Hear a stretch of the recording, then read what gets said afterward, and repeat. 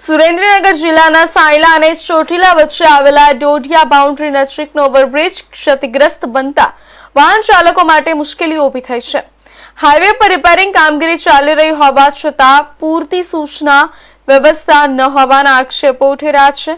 Sayla Chotila highway પર Dodhiya boundary પાસે આવેલા ઓવરબ્રિજ પર રિપેરિંગ કામગીરી હાથ ધરવામાં આવી છે.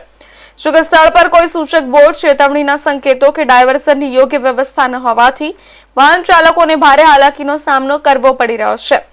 હાઈવે પર અનેક સ્થળોએ માટી અને બાંધકામ સામગ્રી ફેલાયેલી જોવા મળી રહી છે, જેના કારણે ખાસ કરીને રાત્રિના સમયે અકસ્માતનો ભય વધુ વધી ગયો છે.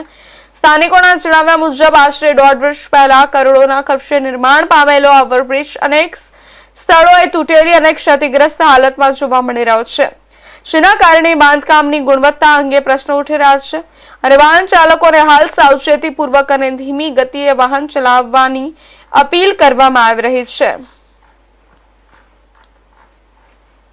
क्या हुआ था भाई साहब? बोर्ड नहीं दिखा था, बोर्ड नहीं है, लगा ही नहीं था, मिट्टी मिट्टी पड़ा था इधर, बराबर, खाली मिट्टी का ढेर ही पड़ा था. मिट्टी का ढेर पड़ा था.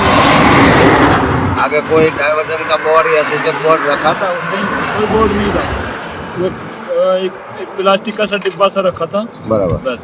तो आपने कुछ देखा ही नहीं, सीधा रास्ता खुला था तो चला. चला तो मिट्टी के ढेर पे चढ़ गई गाड़ी. गाड़ी चला. कोई आपको कोई इजा हुई? मेरे को तो कोई नहीं हुई है, लेकिन गाड़ी में नुकसान हो गया.